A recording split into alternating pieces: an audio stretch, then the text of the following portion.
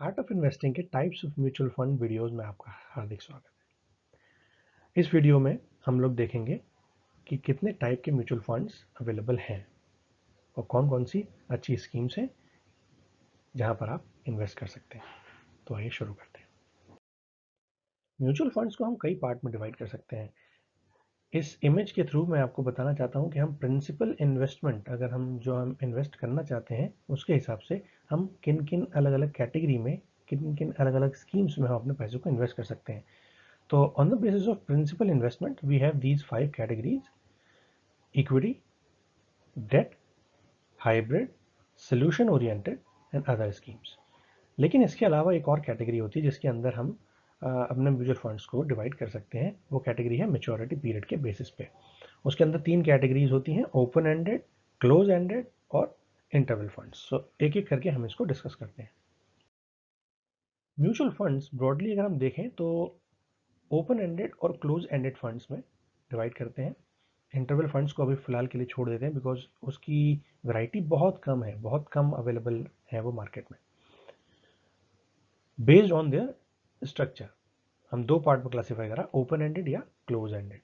और based on investment objective हमने उसको 3 पार्ट में क्लासीफाई करा: इक्विटी, बैलेंस्ड और डेट। ये जो हाइब्रिड फंड्स हैं, सोल्यूशन ओरिएंटेड फंड्स हैं, ये सारे के सारे इन्हीं 3 मेन कैटेगरीज से मिलकर के बने हुए हैं। अब इक्विटी फंड्स को हमने अलग अलग कई सारे पार्ट्स में क्लासिफाई कर दिया, ऐसे ही डेट को और ऐसे ही बैलेंस फंड को। ठीक है, तो आइए शुरू करते हैं एक एक करके। सबसे पहले है इक्विटी स्कीम्स। इक्विटी स्कीम्स अगर आप देखो तो वो मेनली 3 कैटेगरी की होती हैं: लार्ज कैप, मिड कैप और स्मॉल कैप।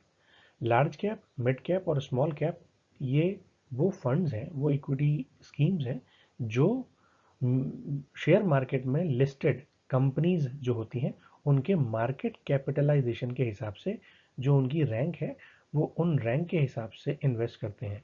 फॉर एग्जांपल अगर उनकी रैंक अंडर टॉप 100 है तो हम लार्ज कैप फंड्स बोलते हैं उनको। अगर वो 101 से लेकर के 250 भी कंपनी तक आते हैं तो उनको मिड कैप कैटेगरी में बोला जाता है।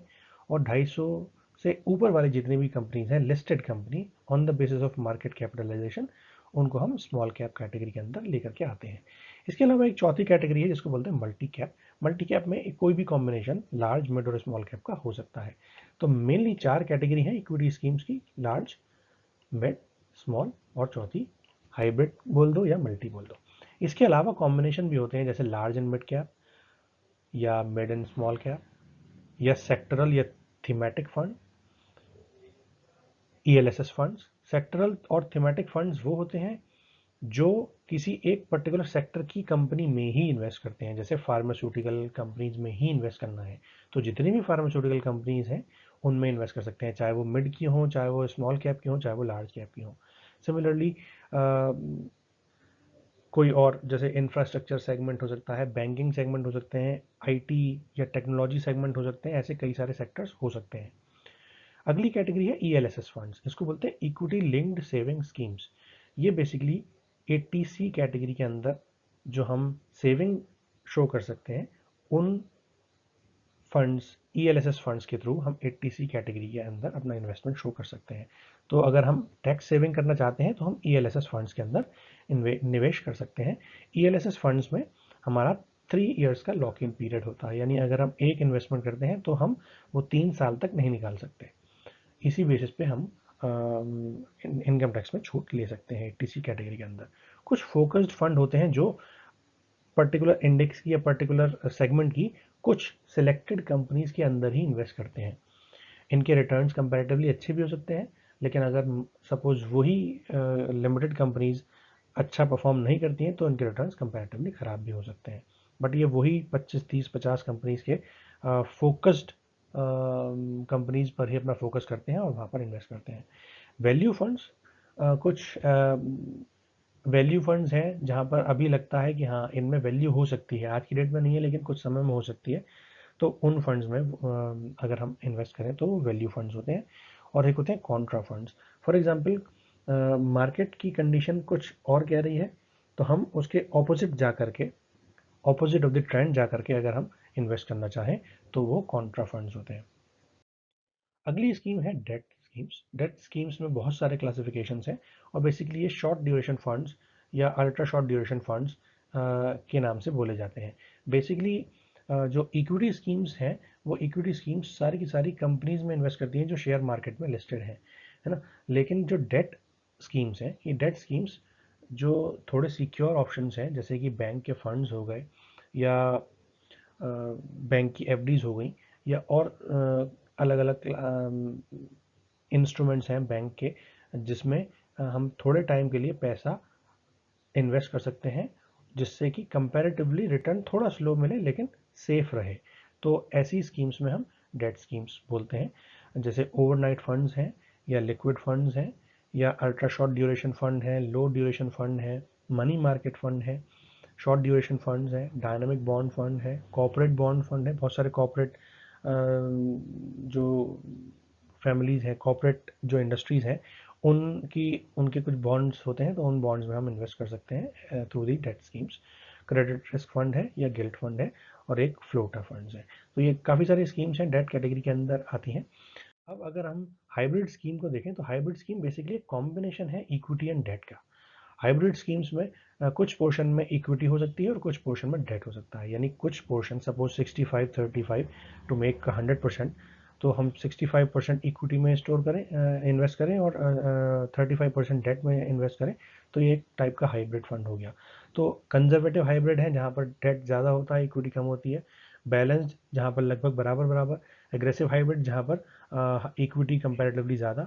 और डायनामिक एसेट एलोकेशन या बैलेंस एडवांटेज जहाँ पर इक्विटी ज़्यादा या कम हम कर सकते हैं डिपेंडिंग ऑन कंडीशन की। अगर मार्केट में बहुत ज़्यादा उतार चढ़ाव है तो हम डेट में ज़्यादा स्टोर करना चाहेंगे, ज़्यादा इन्वेस्ट करना चाहेंगे, और अगर मार्केट अच्छा चल रहा है तो हम इक्विटी में ज़्यादा इन्वेस्ट करना चाहेंगे ताकि हमारा रिटर्न कंपैरेटिवली ज़्यादा आए।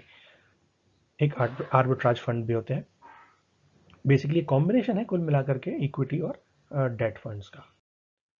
अब एज अ थंब रूल हम ये बोल सकते हैं कि इक्विटी फंड्स को हम इन्वेस्ट करते हैं अगर हम अपने पैसे को ग्रो करना चाहें, अपनी ग्रोथ के लिए। डेट फंड में इन्वेस्ट करना तब प्रेफरेबल है जब हम उस पैसे से एक इनकम की तरह या उस पैसे से एक इनकम का सोर्स बनाना चाहें आज की डेट में या कुछ समय बाद।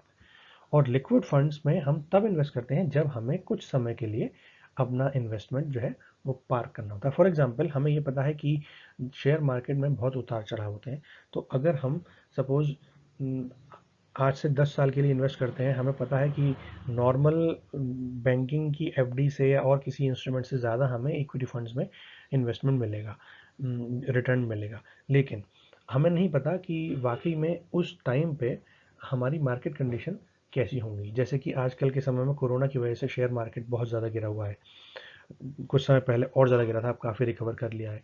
तो अगर किसी ने पिछले 4-5 साल में इन्वेस्ट करा हो, वो सोच रहा हो कि मैं रिटायर होने वाला हूँ, मार्च अप्रैल में मेरा रिटायरमेंट है फॉर एग्जांपल, है ना, तो मैं सारे पैसे तब निकालूंगा, लेकिन उस टाइम पे मार्केट बहुत गिरा हुआ है तो उसका कंपैरेटिवली काफ़ी लॉस है। तो अगर मुझे कुछ कंडीशन, कुछ टाइम ऐसा पता हो जब मुझे ये पता हो कि with in 3 months, with in 6 months मेरे को ये पैसे निकालने ही है, तो ऐसे केस में सपोज मेरे को घर बनाना है, तो मैं 6 महीने बाद मैं पैसे निकालना चाहता हूँ, तो ऐसे केस में ऐसा ना हो कि शेयर मार्केट का लॉस मेरे उस पैसे के साथ भी आए, तो मैं उसको लिक्विड फंड्स में डाल दूंगा जिससे कि मेरा पैसा कंपैरेटिवली कम गिरेगा और कंपैरेटिवली कम उठेगा भी। तो मैं for the time being cash को पार्क करने के लिए लिक्विड फंड्स का इस्तेमाल कर सकता हूँ। इसके अलावा सोल्यूशन ओरिएंटेड स्कीम्स हैं, जैसे कि रिटायरमेंट फंड हुआ। अगर हम चाहें अपने रिटायरमेंट के लिए इकट्ठा करना पैसा, तो वो पर्टिकुलरली 60+ की एज में ही अच्छे रिटर्न दे रहा होगा, ऐसी कंपनी में वो निवेश कर रहा होगा, है ना, उसका फोकस कुछ इस टाइप का होगा। या चिल्ड्रंस फंड है। चिल्ड्रंस फंड में बहुत सारी कैटेगरी हो सकती है। फॉर एग्जांपल बच्चे की पढ़ाई के लिए है, बच्चे की शादी के लिए है, या बच्चे के इन्वेस्टमेंट के लिए है। तो हो सकता है मैं 5 साल बाद बच्चे की पढ़ाई के लिए खर्च करना चाहूँ, 15 साल बाद उसको हायर एजुकेशन के लिए फ़ॉरेन भेजना चाहूँ, या अच्छे कॉलेज, अच्छे इंस्टीट्यूट में, अच्छी यूनिवर्सिटी में भेजने के लिए मेरे को काफ़ी पैसों की रिक्वायरमेंट हो। तो ऐसे केस में वो टाइम हराइजन उनका फिक्स होता है कि कितने टाइम में लगभग कितना पैसा चाहिए होगा, तो वो उस पर्टिकुलर टाइम के हिसाब से अलग अलग कैटेगरी के फंड में इन्वेस्ट करते हैं। इनका main goal basically retirement fund का रिटायरमेंट यानी 60 एज प्लस ही होगा, और चिल्ड्रंस फंड का वो हो सकता है आपका शायद 5 साल की बच्चों की पढ़ाई के बाद का हो, या 15 साल में हायर एजुकेशन के लिए हो, 20-25 साल बाद उनकी शादी के लिए हो, एंड सो ऑन। तो वो उस टाइप की स्कीम्स में निवेश करते हैं। अदर स्कीम्स में इंडेक्स फंड या एक्सचेंज ट्रेडेड फंड होते हैं। इंडेक्स फंड बेसिकली वो फंड हैं जो इंडेक्स में ट्रेड करते हैं। फॉर एग्जांपल, अगर मैं बोलूं कि मेरा निफ्टी का एक इंडेक्स फंड है, इसका मतलब निफ्टी के अंदर, निफ्टी एक एक्सचेंज है, उसके अंदर जितनी भी कंपनीज हैं लिस्टेड, निफ्टी 50 में अगर हम देखें तो 50 कंपनीज लिस्टेड है, तो निफ्टी 50 की 50 कंपनी में कोई भी एक कंपनी, कोई भी कॉम्बिनेशन ऑफ कंपनी से इंडेक्स फंड बनाया जा सकता है। यानी वो एक ऐसा फंड होगा जो निफ्टी 50 की ही कंपनीज लेगा। या एक्सचेंज ट्रेडेड फंड भी होते हैं जो केवल एक्सचेंज पे ट्रेड करते हैं, है ना। बेसिकली अगर हम देखें तो इंडेक्स फंड है वो स्टॉक्स, हम वो सारे स्टॉक्स में से कुछ इंडेक्स फंड अगर हम निकालें तो वो एक्सचेंज ट्रेडेड फंड होते हैं। और एक कैटेगरी है फंड ऑफ फंड्स, जिसमें हम ये बोलते हैं कि हम एक फंड के थ्रू कई सारे फंड्स में भी इन्वेस्ट कर सकते हैं। बहुत सारी कंपनीज फंड ऑफ फंड्स भी लॉन्च करती हैं जिससे कि वैरायटी एक इन्वेस्टर को मिल सके। म्यूचुअल फंड्स के बारे में और जानकारी के लिए आप इनमें से कुछ वेबसाइट्स को भी देख सकते हैं, जैसे कि grow.in, carvyvalue.com, scriptbox.com, finedge.com, या फिर आप सिंपल गूगल भी कर सकते हैं। तो आई होप आपको ये वीडियो अच्छा लगा होगा और कुछ सीखने को मिला होगा, कुछ नया सीखने को मिला होगा। अगर आपको वीडियो अच्छा लगा हो तो आप निश्चित रूप से इसको लाइक, कमेंट और शेयर करना मत भूलिएगा। तो शेयर मार्केट में या म्यूचुअल फंड्स में इन्वेस्ट करने के लिए आप थोड़ा थोड़ा सीखते रहिए, हमेशा खुश रहिए। Learning is very important. जितना सीखेंगे उतना ही आप ज़्यादा ग्रो करेंगे।